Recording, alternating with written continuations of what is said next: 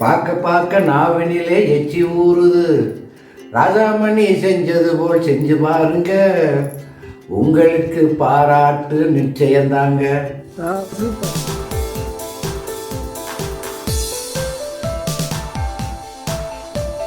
எல்லாருக்கும் வணக்கம். இன்றைக்கி நம்ம செட்டிநாடு சமையலில் என்ன பார்க்க போகிறோம்னா, இட்லிக்கு சிக்கன் குழம்பும் பூண்டு சிக்கனும் தான் செய்ய போகிறேன். பூண்டு சிக்கன் கிரேவி நல்லாயிருக்கும் சாப்பிட்றதுக்கு. இட்லிக்கு குருமா நல்லாயிருக்கும், அதாவது கோழி குருமா. நாட்டுக்கோழியில் செஞ்சால் இன்னும் நல்லாயிருக்கும். இதில் வந்து பிராயர் கோழியில் தான் இன்றைக்கி செய்ய போகிறேன். 1 கிலோ வாங்கினா அதில் வந்து 3/4 கிலோ கிரேவிக்கு, 1/4 கிலோ குழம்புக்கு குருமாவுக்கு எடுத்து வச்சுருக்கிறேன். இப்போ பூண்டு சிக்கனுக்கு பாருங்கள், எங்கள் வீட்டுக்காரர் பூண்டு நல்லா உரித்து வச்சுருக்குறாங்க. இது வந்து 3/4 கிலோ சிக்கனுக்கு 1/4 கிலோ அளவு பூண்டு உரித்து வச்சுருக்குறாங்க. மிளகாத்தூளெல்லாம் சேர்க்குறது இல்லை, அதனால் 1/4 கிலோ பூண்டு எடுத்து உரித்து வச்சுருக்குறோம். இதை வந்து பொடியாக வெட்டணும். இப்போ வெட்டிக்கலாம். இப்போ இந்த பக்கம் கார்லிக் சிக்கன் தாளித்து விட்டுக்கலாம். சட்டி காய்ஞ்சது கொஞ்சம் போல் எண்ணெய், கடலெண்ணெய் விடுறேன்னா.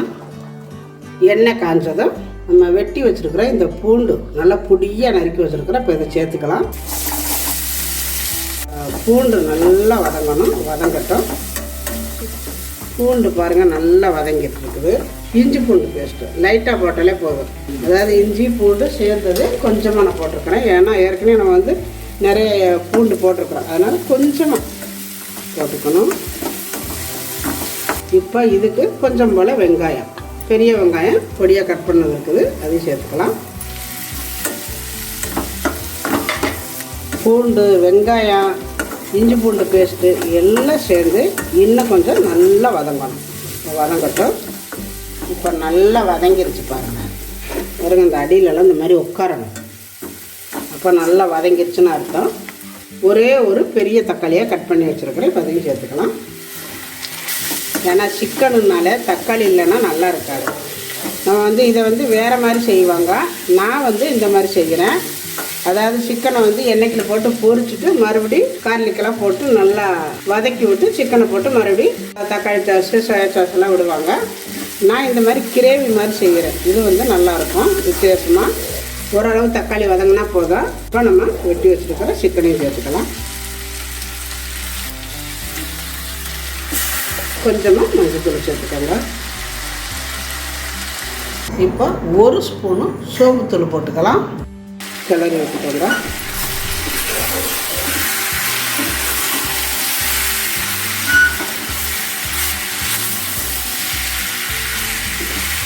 சிக்கனுக்கு தேவையான அளவு உப்பு போட்டுக்கலாம். தண்ணியெல்லாம் கொஞ்சம் கூட விடக்கூடாது, தண்ணி இல்லாமல் தான் வதங்கணும். அடுப்பை வந்து தாளித்து விட்டோன்னா குறைச்சே வச்சு வேக விடுங்க, அப்போ தான் வேகும். இதில் ஒரு 3 பச்சை மிளகா 2 கீரை போட்டுக்கிறேன். கொஞ்சம் போல் கருவேப்பிலை போட்டுட்டு நல்லா கிளறி விட்டுக்கோங்க. இப்போ இதை மூடி வச்சு ஒரு 5 நிமிஷம் வேக விடுவேன். ஆனால் அப்பப்போ திறந்து விட்டு கிண்டி விட்டுக்கணும், இல்லாட்டி அடி பிடிக்கணும். ஆனால் தண்ணியெல்லாம் சேர்க்கலை, அதனால் அப்பப்போ திறந்து கிளறி விட்டுக்கோங்க. இப்போ இருக்கட்டும். பாருங்க, நல்லா வெந்து அந்த எண்ணெயெல்லாம் வருது, எண்ணெயெல்லாம் வர ஆரம்பிக்குது. நம்ம வந்து பட்டை கிராம்பெல்லாம் போடலை, அதனால் கொஞ்சம் போல் 1 ஸ்பூனு சிக்கன் பொடி போட்டு ஒரு கிளறி விட்டுக்கலாம். குருமிளகு நான் 1/2 ஸ்பூனு போடுறேன். உங்களுக்கு காரம் எந்த அளவுக்கு தேவையோ அந்த அளவுக்கு சேர்த்துக்கலாம். சிக்கன் பொடியிலே லைட்டாக காரம் இருக்கும், அதனால் நம்ம வந்து மிளகாத்தூளெல்லாம் போடவே இல்லை. இதுக்கு போடவே வேண்டியதில்லை மிளகாத்தூள், இது மட்டும் போட்டாலே போதும். சிக்கனில் விட்ட தண்ணியெல்லாம் வற்றி இருக்குது, இந்த மாதிரி வரணும். இப்போ இந்த பொடியெல்லாம் போட்டிருக்கனால இன்னும் ஒரு 2 நிமிஷம் மூடி வச்சிடலாம். ஒரு 2 நிமிஷம் மூடி வச்சிடலாம். அவ்வளோதாங்க, கார்லிக் சிக்கன் ரெடி ஆகிருச்சு. ரசம் சாப்பாடு, தயிர் சாப்பாடு, அப்புறம் சாம்பார் வந்து தண்ணி சாம்பாரை வச்சு ஊற்றிக்கிட்டு இந்த மாதிரி தொட்டு சாப்பிட்டு பாருங்கள், அப்படி இருக்கும். நல்லா அருமையாக இருக்கும், டேஸ்ட்டு அவ்வளோ நல்லாயிருக்கும். அவ்வளோதான், இறக்கிக்கலாம். இப்போ நம்ம இட்லி ஊற்றிக்கலாம். பாருங்கள், மாவாட்டி வச்சுருக்குறேன், நல்லா புளிச்சிருக்குது. நைட்டே ஆட்டி வச்சுட்டேன்.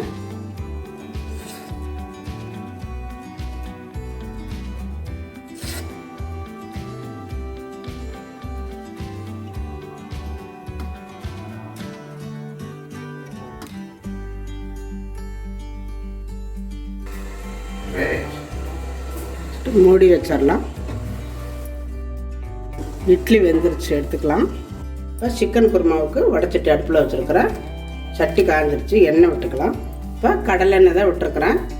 எண்ணெய் காய்ஞ்சதும் கொஞ்சம் போல் சோம்பு, ஒரே ஒரு பட்டையை 2ஆக உடைச்சது, ஒரு நட்சத்திர பூ, கொஞ்சமாக கல்பாசி, 2 கிராம்பு, ஒரு பட்டையை 2ஆக உடைச்சது, அவ்வளோதான். ஒரு 2 ஏலக்காய். செவந்ததும் வெட்டி வச்சுருக்கிற சின்ன வெங்காயம் சேர்த்துக்கலாம். குருமாவுக்கு வந்து சின்ன வெங்காயம் சேர்க்குறதாலும் சேர்க்கலாம், பெரிய வெங்காயமும் சேர்க்கலாம், நல்லாயிருக்கும். வெங்காயம் வதங்கினதும் இஞ்சி பூண்டு பேஸ்ட்டு,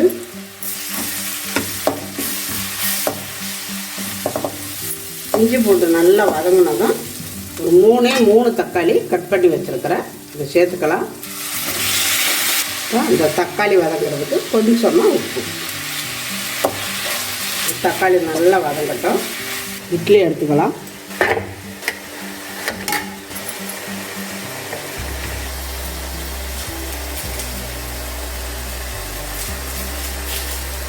நல்லா இட்லி எப்படி வந்திருக்குன்னா நல்லா சாஃப்டாக இருப்பாங்க. இந்த மாதிரி ஒன்றோட ஒன்றா ஒட்டாமல் எப்போவுமே இட்லியை சூட்டோடு வச்சிங்கன்னா நல்லா இருக்காது. இந்த மாதிரி எடுத்து விரித்து விட்டு வச்சிடணும், ஒட்டாமல் வச்சுக்கோங்க, நல்லாயிருக்கும் இட்லி. அது இருக்கட்டும். இப்போ தக்காளி நல்லா வதங்கிருச்சு. குருமாவுக்கெல்லாம் காரம் நிறையா இருக்கக்கூடாது, கம்மியாக தான் இருக்கணும். 3/4 ஸ்பூனு மிளகாத்தூள் சேர்த்துருக்குறேன். மல்லித்தூள் 1.5 ஸ்பூன் சேர்த்துக்கலாம், அவ்வளோதான். போட்டு நல்லா வதக்கிக்கணும். 1/2 ஸ்பூனு மஞ்சத்தூள். இப்போ இதில் லைட்டாக தண்ணி ஊற்றிக்கலாம். இப்போ இது நல்லா வதங்கிருச்சு. இப்போ நம்ம இதில் சிக்கனை போட்டுக்கலாம்.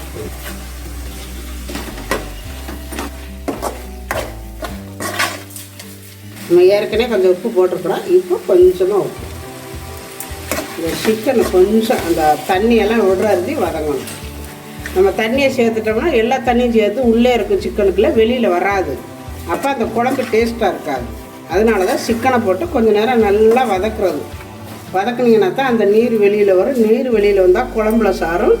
அப்போ நம்ம சாப்பிடும் பொழுது அந்த டேஸ்ட்டாக இருக்கும். நல்லா அந்த குருமாவாக இருந்தாலும் சரி, குழம்பாக இருந்தாலும் சரி, நல்லாயிருக்கும். பார்த்திங்கன்னா சிக்கனை நல்லா வதங்கிடுச்சு பாருங்கள். ஒரு மூடி தேங்காய், கொஞ்சம் போல் கசகசா சேர்த்து அரைச்சி வச்சுருக்கிறேன். இப்போ அது சேர்த்துக்கலாம். மிக்ஸி சேரை கழுவி ஊற்றிக்கலாம்.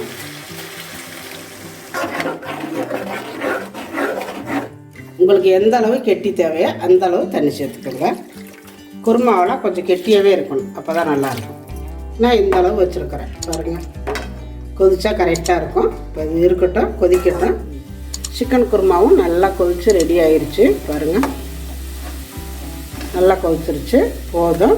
கொஞ்சம் போல் கருவேப்பிலை, நம்ம ஃபஸ்ட்டு கருவேப்பிலை போடலை, இப்போ நான் கருவேப்பிலை போட்டுக்கிறேன், அவ்வளோதான். இப்போ அடுப்பு ஆஃப் பண்ணிடலாம், அவ்வளோதான்.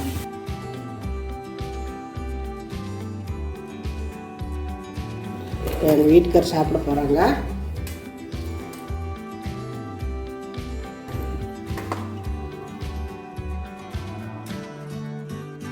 பூண்டு வறுவல்.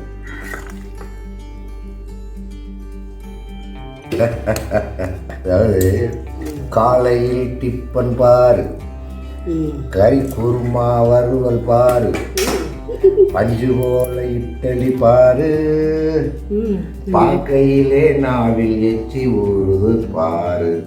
அதெல்லாம் சாப்பிட போறேன். பாட்டு அருமையாக இருக்குதே.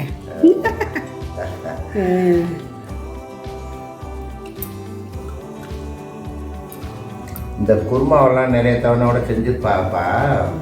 ஆனால் இந்த பூண்டு சிக்கன்னு ஒன்று இருக்குதுயா, இதே மாதிரி செஞ்சாங்கன்னா அது வேற மாதிரி செய்ய மாட்டாங்க, இப்படியே தான் ஜெயிச்சு சாப்பிடுங்கப்பா. ரொம்ப அருமையாக இருக்குது. அப்படியே பூண்டு சார்ந்து நல்லா பசியும் எடுக்கும், ஜீரணமாகும். சிக்கனால எந்த ப்ராப்ளமும் வராது, இவ்வளவு பூண்டு சேர்ந்ததுனால. காலையில் நல்ல பாட்டாக பாடிட்டீங்க. இன்னொரு பாட்டு பாடுங்க நல்லா, அது மாதிரியே. எங்கள் வீட்டுக்கார் நிறைய பாட்டு எழுதுறது, கதை எழுதுறது, பாடுறது எல்லாமே நல்லா பாடுவாங்க, எழுதுவாங்க. எங்கே இட்லி குருமாவை பற்றி ஒரு பாட்டு பாடுங்க பார்க்கலாம். சிக்கன் கறி குருமா இட்லி பாரு, சிக்கனிலே பூண்டு சேர்த்த வறுவலை பாரு. சூப்பர். சிக்கன் கறி குருமா இட்டலி பாரு. சிக்கனிலே பூண்டு சேர்த்த வறுவலை பாரு. பார்க்க பார்க்க நாவினிலே எச்சி ஊறுது. ராஜாமணி செஞ்சது போல் செஞ்சு பாருங்க. உங்களுக்கு பாராட்டு நிச்சயம்தாங்க. சூப்பர். உங்களுக்கு பாராட்டு நிச்சயம்தாங்க. அருமை அருமை. அதை சாப்பிட போறப்பா பதிக்குது. இப்போ பாட்டும் படியாச்சு, சாப்பாடு நடக்குது. இந்த வீடியோவை பாருங்கள், இதே மாதிரி நீங்களும் செஞ்சு பாருங்கள். செஞ்சு பார்த்துட்டு எப்படி வந்துச்சு அப்படிங்கிறத எனக்கு கமெண்டில் சொல்லுங்கள். இந்த வீடியோ பிடிச்சிருந்தா லைக் பண்ணுங்கள், ஷேர் பண்ணுங்கள். செட்டிநாடு சமையலுக்கு சப்ஸ்கிரைப் பண்ணுங்கள். நன்றி. வாழ்க வளமுடன்.